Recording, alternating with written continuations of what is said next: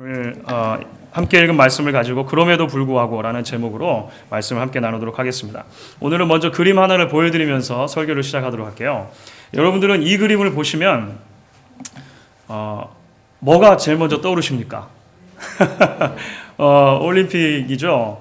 오륜기라고 하는데요. 서로 색깔이 다른 이 원들이 이렇게 모여있는 것을 보시면 우리는 이 그림을 보고 얼른 올림픽 이렇게 떠올리게 되는 것 같습니다.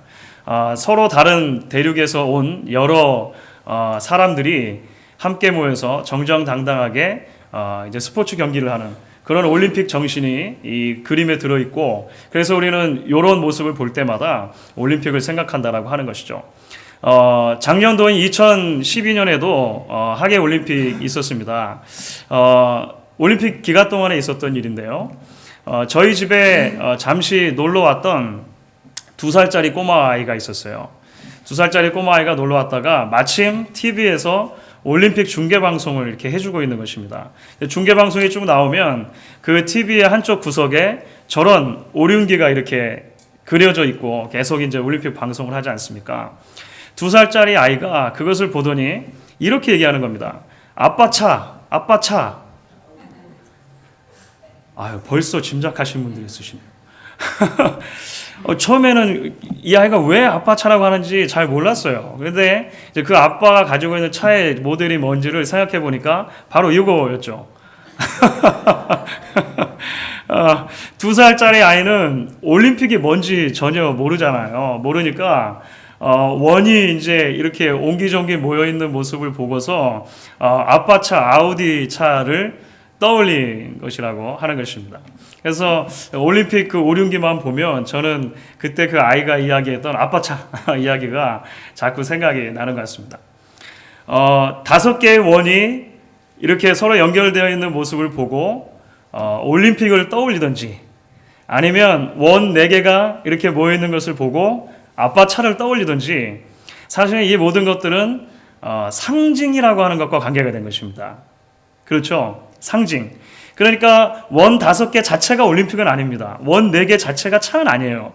그렇지만 이 작은 문양이 가지고 있는 더 큰 실체를 표시해주는 그 상징성 때문에 우리는 그런 모습을 보게 되어지면 얼른 마음속에 어떤 이미지들이 떠오른다라고 하는 것입니다.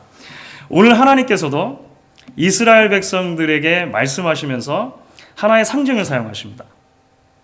그런데 하나님께서 사용하시는 상징은 단순하게 어떤 문양이나 모양을 보여주시는 정도가 아니고요. 한 선지자의 삶을 통째로 상징으로 사용하세요. 호세아라고 하는 선지자의 인생 전체를 하나님께서는 자신의 뜻을 이스라엘 백성들에게 말씀해 주시는 그런 큰 상징으로 이제 사용하고 계시다라고 하는 것입니다. 호세아서의 1장 1절은 호세아서의 시대적인 배경을 말해주는 것이었습니다. 그리고 오늘 우리가 함께 읽은 이제 1장 2절부터 곧바로 이제 이 호세아서의 본론 부분이 시작이 되는데요. 그 본론 부분은 다름 아닌 하나님께서 호세아라고 하는 선지자에게 주신 하나님의 말씀이 되는 것이죠. 그런데 하나님께서 호세아라고 하는 선지자에게 가장 첫 마디로 던져주신 말씀이 무엇입니까? 아주 재미있는 말씀을 주시게 되어집니다. 오늘 1장 2절의 전반부를 보면 굉장히 놀라운 말씀을 주시게 되죠. 여호와께서 비로소 호세아로 말씀하시니라. 여호와께서 이르시되 너는 가서 음란한 아내를 취하여 음란한 자식들을 낳아라. 하나님께서 처음 입을 열어서 한 선지자에게 말씀하시는데, 먼저 우리가 놀랄 것은 무엇이냐면 선지자의 결혼 얘기를 하고 계시다라고 하는 것입니다. 우선적으로 선지자의 결혼 얘기. 여러분들 지난주에 지난 시간이죠. 호세아를 강의하는 첫 시간에 말씀드린 것처럼 호세아 선지자는 그 자신의 조국이었던 이스라엘 나라가 아수르의 멸망을 당하기 바로 직전에 활동했던 선지자입니다. 그러니까 조국의 그 시대적인 상황이 굉장히 어지럽고 복잡하고 굉장히 이 불안정한 상태에 있었다라고 하는 것이죠. 그때 하나님께서는 한 선지자를 탁 일으키셔서 자신의 뜻을 계시해 주시려고 하는데, 하나님께서 선지자에게 말씀하신 첫 이야기가 뭐였습니까? 너 장가 가라 라고 하시는 말씀이었다고 하는 거예요. 이것 자체도 놀라운 거죠. 선지자 개인의 결혼에 대한 문제, 장가가라 라고 하시는 말씀을 하고 계시는 겁니다. 그런데 더 놀라운 것은 무엇입니까? 장가를 가되 음란한 여인과 장가를 들어서 음란한 자식들을 낳으라 이렇게 말하는 거예요. 여기서 말하는 음란한 여인은 창녀를 말하는 것입니다. 창기. 그러니까 히브리어 원어 그대로 창녀입니다. 창기. 그러니까 자신의 몸을 팔고 직업적으로 그 몸을 판 대가로 이 물건이든 돈이든 받는, 그러니까 이게 거래가 되어지는, 그러니까 이 직업인 거죠. 직업. 분명한 창기 여인을 이제 언급하고 있다는 거예요. 굉장히 이상한 말씀이라고 하는 것이죠. 하나님께서 선지자 한 사람을 부르셔서 그 시대의 등불과 같이 사용하려고 하시는데 가장 먼저 말씀하시는 게 장가가라 이렇게 말씀하시고, 장가 가는데 창녀에게 장가를 들어라 이렇게 이야기를 한다라고 하는 것입니다. 우리의 일반적인 상식으로 받아들이기 힘든 그런 명령을 하나님께서 주고 계시다라고 하는 것이죠. 동시에 이제 하나님의 이 명령은 우리의 일반적인 상식으로도 받아들이기 힘들 뿐만 아니라 사실은 구약 성경 자체를 놓고 봤을 때 하나님의 계명과도 조금 이렇게 상반되는 것처럼 보이게 되어집니다. 왜냐하면 하나님께서는 출애굽기나 신명기 같은 그런 하나님의 그 율법들을 보게 되면 이스라엘 땅 안에 공적으로 남자든 여자든 창기가 있으면 안 된다라고 그렇게 말씀하셨어요. 그러니까 이 몸을 파는 직업에 대해서 하나님께서 굉장히 적대감을 가지고 계셨다라고 하는 거예요. 이스라엘 안에 그런 것이 있으면 안 된다라고 이야기하셨다는 겁니다. 우리가 레위기를 보시게 되면 레위기 21장 14절에 재미있는 부분이 나옵니다. 이스라엘의 이제 영적인 지도자들 중에 하나였던 제사장들이 어떻게 결혼을 해야 되느냐라고 하는 제사장의 결혼에 대한 문제를 레위기 21장 14절에서 이야기하거든요. 이렇게 기록이 되어 있습니다. 13절부터 14절을 볼게요. 우리 같이 한번 읽어볼까요? 그는 처녀를 취하여 아내를 삼을지니 과부나 이혼된 여인이나 더러운 여인이나 기생을 취하지 말고 자기 백성 중 처녀를 취하여 아내를 삼아. 이게 명백하게 이야기하는 겁니다. 그렇죠? 율법에서 제사장 같은 경우에 물론 호세아는 선지자였습니다. 하지만 제사장이라고 하는 이런 특정한 하나님의 일들을 감당하는 직업군에 대해서 이야기할 때 이 결혼이 굉장히 신성하고 순결해야 된다고 계속해서 이야기하고 있다는 거예요. 그러면 성경에서 선지자는 따로 이야기하지 않으니까 선지자는 창녀하고 결혼해도 괜찮습니까? 성경이 그렇게 얘기합니까? 아니죠. 이게 일반적인 원리를 우리가 적용할 수 있는 것입니다. 그러니까 우리가 우리의 상식으로 보나 하나님의 말씀의 기준으로 보나 지금 호세아에게 주신 하나님의 첫 번째 말씀, 이 명령은 굉장히 받아들이기 힘든 그런 부분이 있다라고 하는 것입니다. 그렇다면 하나님께서 왜 이처럼 얼토당토 않아 보이는 명령을 하나님의 사람, 하나님의 선지자에게 주고 계시냐라고 하는 것이죠. 그것은 바로 이스라엘 백성들의 영적인 현주소를 드러내시기 위한 상징으로 사용하신 거예요. 상징. 그러니까 호세아의 결혼이라고 하는 것 자체, 그리고 호세아의 인생 전체를 하나님께서는 상징으로 사용하기를 원하셨다라고 하는 것입니다. 우리가 원이 5개가 이렇게 모이는 것을 보면 올림픽이 생각나는 것처럼, 원이 4개가 쭈루룩 있는 것을 보면 차 생각나는 것처럼, 우리가 호세아의 결혼 그리고 그의 결혼 생활 이렇게 보면 이스라엘 백성들의 죄악이, 이스라엘 백성들의 영적인 현주소가 얼마나 비참한 것이었는가 하는 것을 깨닫게 해주는 상징으로 하나님께서 이용하고 계시다라고 하는 것이죠. 그래서 2절에 이제 후반부를 가시게 되면요, 하나님께서 명백하게 이렇게 말씀하시는 겁니다. 이 나라가 여호와를 떠나 크게 행음함이니라. 이렇게 하나님께서 명백하게 이야기를 해주고 계시는 것입니다. 사랑의 하나님을 떠나서 이방의 신들을 섬기는 그 이스라엘의 모습이, 하나님의 말씀을 저버리고 자기 마음대로 살아가는 이스라엘 백성들의 모습이 마치 호세아가 결혼해야 하는 그 음란한 여인과 닮았다라고 하나님께서 이야기를 하고 계시다라고 하는 것입니다. 여러분, 요즘에 한국에서 아주 특이한 종류의 소송이 유행하고 있다고 합니다. 그게 불효소송이라고 혹시 들어보셨습니까? 불효소송? 불효소송이라는 게 뭐냐면요. 이게 최근에 굉장히 많이 되고 있대요. 그러니까 연세가 많으신 부모님들께서 이제 자녀들이 나중에 내 노후를 책임지고 부양해 줄 것을 목적으로 해가지고 이제 남은 유산을 다 자녀에게 물려주는 그런 경우들이 많다는 거예요. 그런데 그 자녀들이 그렇게 유산만 다 받고 나서, 그러니까 돈만 홀랑 받고 나서 부모님들을 부양을 안 하는 겁니다. 그러니까 부모님들이 화가 나셨어요. 그래가지고 그렇게 유산으로 상속해준 재산들 다시 돌려받으려고 자녀들에게 소송을 건다는 거예요. 그래서 이걸 불효소송이래요. 불효소송. 네, 불효소송. 이게 하루아침에 있었던 일은 물론 아닙니다만 2002년도에는 그렇게 전국적으로 이런 종류의 소송이 있잖아요. 부모님들이 자녀들을 이제 소송하는 것이 전국적으로 한 68건 정도가 됐대요. 2002년도에. 그런데 2010년도 기준으로 하면은요, 그게 204건으로 늘어났다는 겁니다. 그러니까 한 10년 새에 한 3배 정도 늘어난 거죠. 그리고 최근에 들어서 이런 종류의 소송이 훨씬 더 많이 늘어나고 있다. 그래서 변호사들이 바빠졌대요. 그래서 바빠졌대요.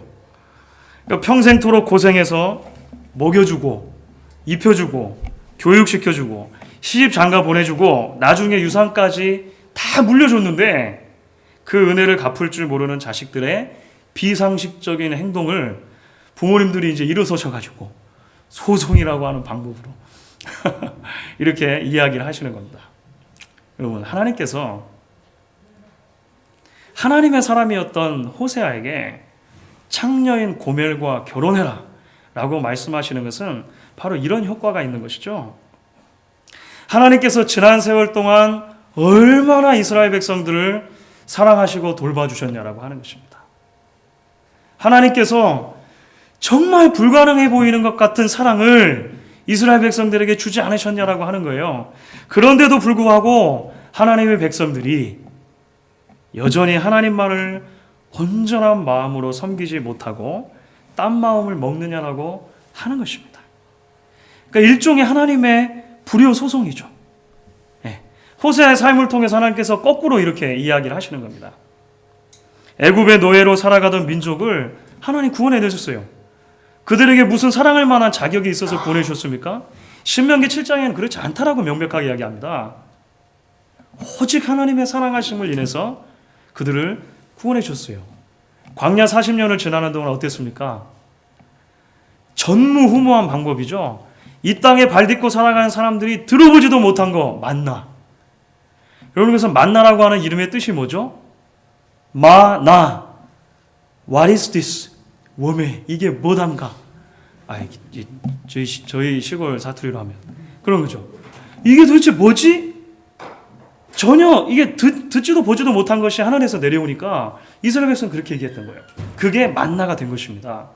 하나님께서는 만나를 먹여주시고 메추라기를 먹여주시면서 이스라엘 백성들을 광야 40년 동안 그렇게 이끌어 주셨다라고 하는 거예요. 가나안 땅으로 인도해 들이셨습니다. 그 땅에서 그 어느 주변 국가보다도 신속하게 정착할 수 있게 하셨고 강성하고 부강한 나라를 이룰 수 있도록 하셨다라고 하는 것입니다. 이 모두가 하나님의 신실하심 때문이죠. 성경에 그렇게 끊임없이 이야기하는 것입니다.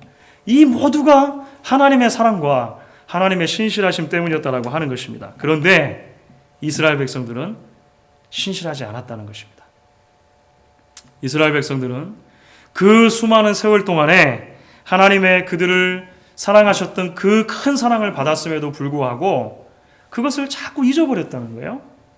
그리고 하나님의 말씀을 떠나 살았다고 하는 것입니다. 하나님만 섬기라고 하신 말씀을 잊어버리고 이방신들을 자꾸 섬기게 되었어요. 바알신을 섬기고 바알신을 기쁘게 하는 그런 이방 종교의 행위들을 행하고 그렇게 살았다라고 하는 것입니다.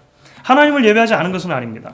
하나님도 예배했지만 동시에 바알도 섬기는 일들을 계속해서 행했다라고 하는 것이죠. 결국 하나님께서 이러한 영적이고 도덕적인 타락의 현주소를 고스란히 드러내시면서 그에 합당한 심판을 예비하고 계시다라고 하는 사실을 이스라엘 백성들에게 알려주시기 위해서 하나님이 사용하신 방법이 뭐라고요? 한 선지자가 음란한 여인 창기였던 고멜과 결혼하도록 그림 언어로 보여주시는 것입니다. 상징으로 보여주신다라고 하는 것입니다. 특별히 하나님께서 이제 이스라엘 백성들을 그냥 놔두지 않으시고 심판하시겠다라고 하는 그 결단을 마음속에 굳게 하셨다는 것이 이 고멜이 낳은 자녀들의 이름을 지어주는 데서 이제 나타나게 됩니다. 저희 시골에 이제 당숙 어른께서 아들이 하나가 있으시고 딸이 넷이 있으세요. 그러니까 그 제 육촌 형제들이 되는 거죠. 육촌 형제들이 됩니다. 그러니까 제일 막내는 저하고 동갑이에요. 근데 하여간 첫 아들을 낳으시고 나서 아들 하나를 더 낳고 싶으셨어요. 그래서 계속 시도를 하셨는데 아들이 안 나오는 거죠. 그래서 아들 하나 낳고 딸을 넷까지 낳으신 다음에 이제 안 되겠다. 그만 낳아야겠다. 이렇게 하신 겁니다. 그래서 저와 동갑이 되어지는 그 막내를 낳으시고 이름을 뭐라고 지어주셨는지 아십니까? 다순이. 다 낳았다. 이제 끝. 그 위로 이제 무슨 순이 이렇게 되는데 다 낳았다 해가지고 다순이 이렇게 된 거예요. 여러분들 그 이스라엘 백성들에게 있어서 항상 그런 것은 아닙니다만 어떤 이름을 지어줄 때 어떤 그 특정한 신학적인 이유를 가지고 이름을 지어주는 케이스들이 꽤 됩니다. 꽤 되는데요. 사실 이 고멜의 자녀들의 이름도 그렇다라고 하는 것입니다. 첫 번째로는 아들이 태어났어요. 그 아들의 이름을 이스르엘이라고 지었습니다. 이 아들은 호세아와 고멜 사이에서 태어났어요. 히브리어 원어를 보면 호세아와 이 고멜 사이에서 태어난 것이라고 이렇게 명확하게 명시가 되어 있습니다. 그 아들을 이스르엘이라고 지어줬는데 이스라엘은 이스라엘하고 헷갈리시죠? 이게 좀 혼돈스러운 이름인데요. 이스라엘은 지명입니다. 이스라엘이라고 하는 나라 안에 들어있던 조그만 지명인데 골짜기가 있는 지명이에요. 특별히 이제 이 이름은 열왕기하 10장을 보면 북왕국의 왕들 중에서 가장 악독했던 왕이 있습니다. 아합이라고 하는 왕이에요. 그 아합의 와이프가 그 이세벨이죠. 근데 뭐 이스라엘이 좀 비슷한데 뭐 그런 건 아니고요. 하여간 그 이방 여인 이세벨이라고 이렇게 결혼한 아합 왕이 굉장히 악독한 왕이었습니다. 하나님께서 그 가문을 심판하시는데 예후라고 하는 사람이 일어나서 심판하세요. 좀 어려운 말씀입니다만 이스라엘이라고 이름을 지은 자체는 어떤 의미가 있냐면 하나님께서 이스라엘 백성들을 심판하기로 결정하셨다라고 하는 의미가 있는 거예요. 그러니까 심판을 피해갈 수 없다라고 하는 그 이름으로 주어졌다라고 하는 것입니다. 그 이후에 또 딸 하나가 태어나고 아들 하나가 태어납니다. 재미있는 것은 성경은 그 다음에 태어난 고멜에게서 태어난 딸과 아들은 호세아와의 사이에서 태어난 것이라고 말하고 있지 않아요. 그러니까 누구의 자손인지 사실 정확하지가 않습니다. 대부분의 학자들은 이제 이 음탕한 여인이 남편이 있음에도 불구하고 또 음란한 행동을 하게 되어지는데 이렇게 다른 남자를 통해서 이제 둘째, 셋째 아이를 낳았다라고 되게 그렇게 봅니다. 둘째를 딸을 낳았어요. 그 이름을 뭐라고 지어줍니까? 재밌는 이름이 나오죠. 루하마입니다. 루하마라고 하는 것은 no mercy 이런 뜻이게 됩니다. 자비가 없다라는 뜻이에요. 자비가 없다. 긍휼이 없다. 하나님께서 이스라엘 백성들을 더 이상 긍휼히 여기지 않겠다라고 하는 이름이 그 안에 들어가 있는 것이죠. 심판하시겠다는 것입니다. 셋째는 아들을 또 낳죠. 로암미라고 하는 이름을 붙여줬습니다. 그렇죠. No my people 이렇게 된 거예요. Not my people. 나의 백성이 아니다 이렇게 된 것입니다. 나의 백성이 아니다. 이름 뜻이 그래요. 하나님께서 이스라엘 백성들과 언약을 맺으실 때 그 언약의 아주 핵심 가운데 하나가 이것입니다.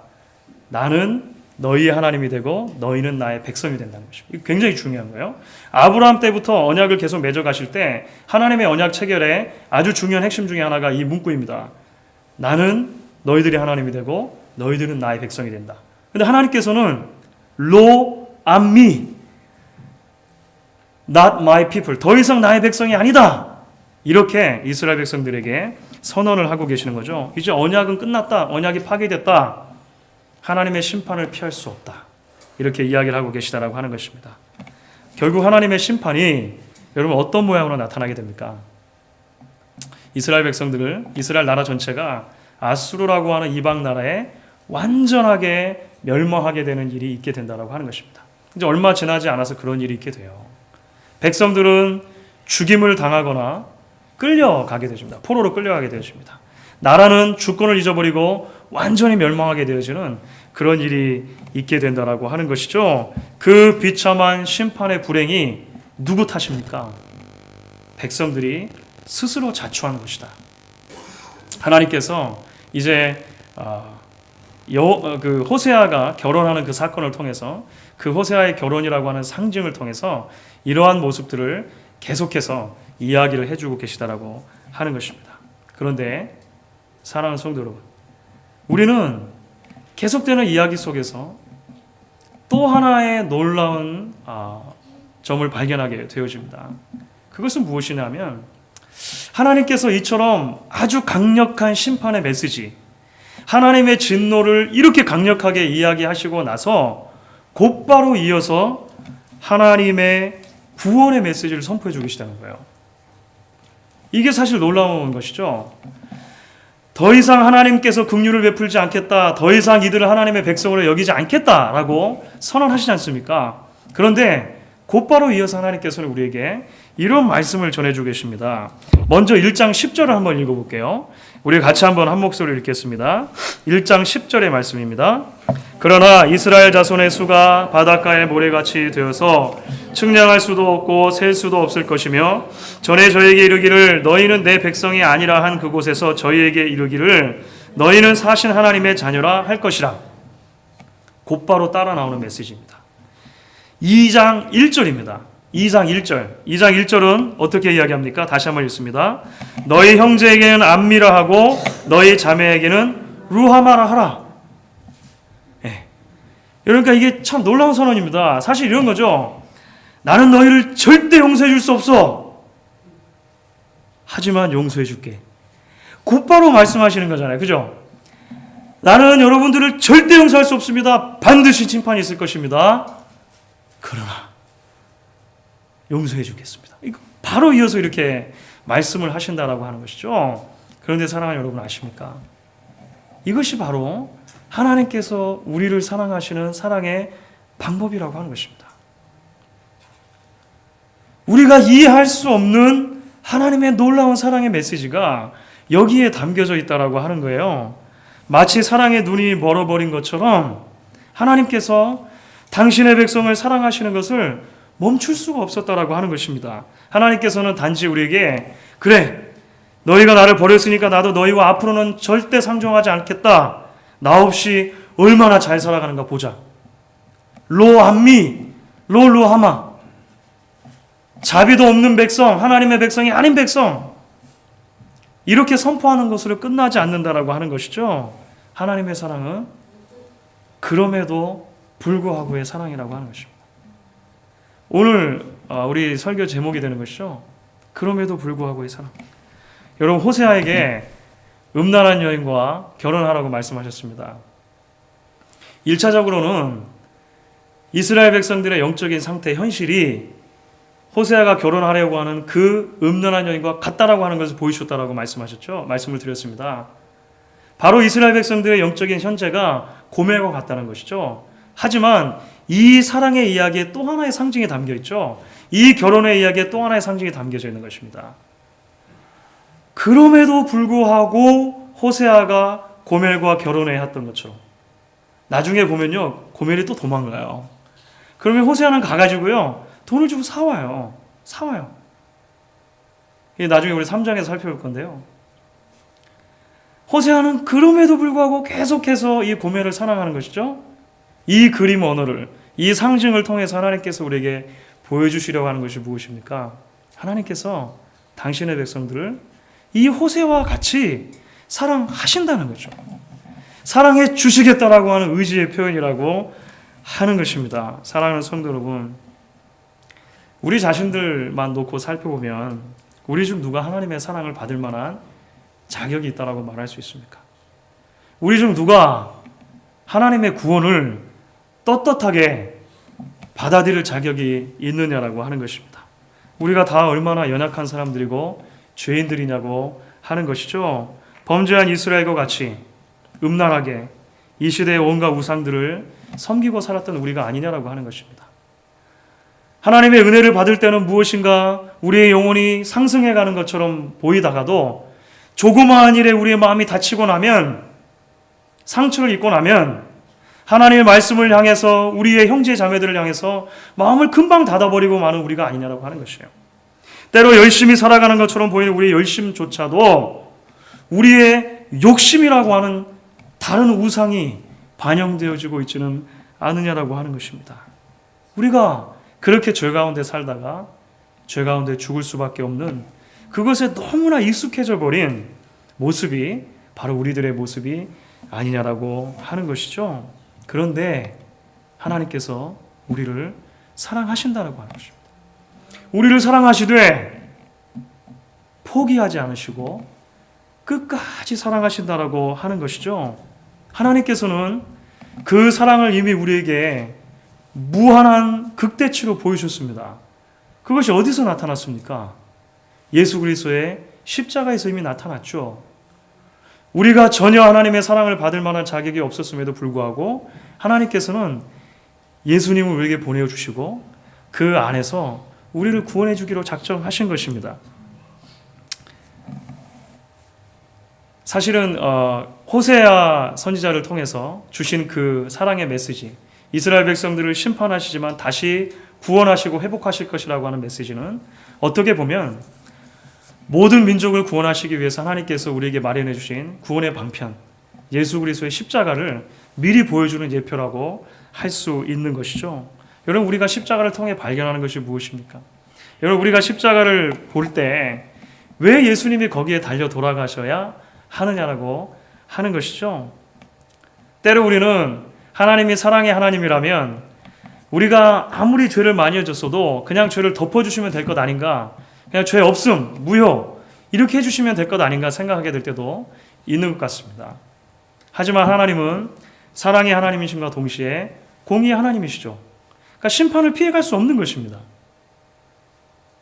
이스라엘 백성들을 반드시 심판하셔야 했던 것처럼, 그리고 회복하셔야 했던 것처럼 하나님의 공의와 하나님의 사랑은 항상 함께 가야 하는 것이죠.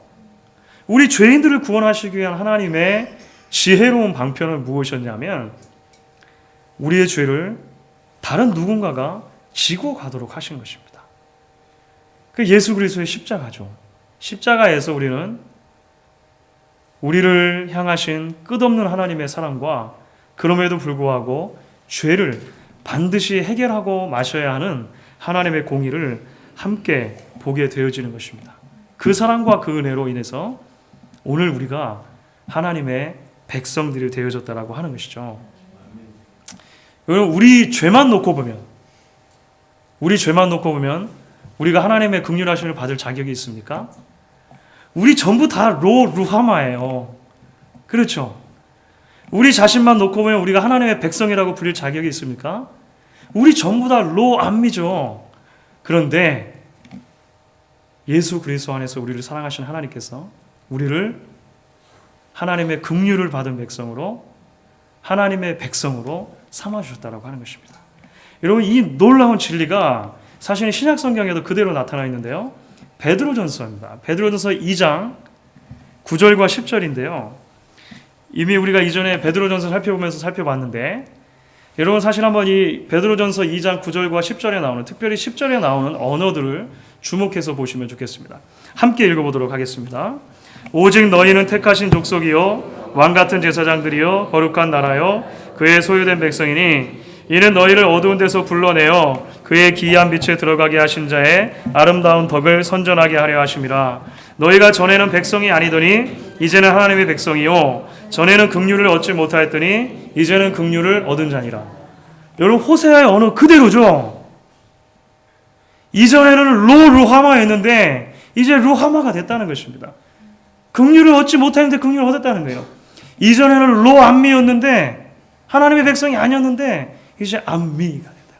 나의 백성이 되어졌다라고 우리에게 명백하게 신약에서 이야기를 해주고 있는 것입니다. 사랑하는 성도 여러분, 오늘 호세아의 본문은 당시 이스라엘 백성들에게 선택을 요구하고 있는 것입니다. 이러한 하나님의 말씀이 주어졌으니 어떻게 선택할 것인가 이야기하는 것이죠. 오늘 말씀 여전히 우리에게도 선택을 요구하고 있다고 하는 것입니다. 그 하나님의 사랑을 우리 마음속에 깊이 있게 각인하고 그 하나님의 사랑을 붙들며 살아갈 것인가 라고 하는 것입니다. 끊임없이 하나님의 사랑에 기대어서 그 하나님의 사랑을 우리 마음속에 품고 하나님의 사랑받은 백성으로 하나님만을 섬기며 살아갈 것인가 묻는 이 말씀의 물음 앞에 우리가 이 평생 사는 동안에 그 하나님의 긍휼하심과 그 하나님의 자비하심에 감사하며 주님 붙들고 살아가겠습니다. 결단하는 저와 여러분들 될 수 있기를 주의 이름으로 간절히 축원합니다.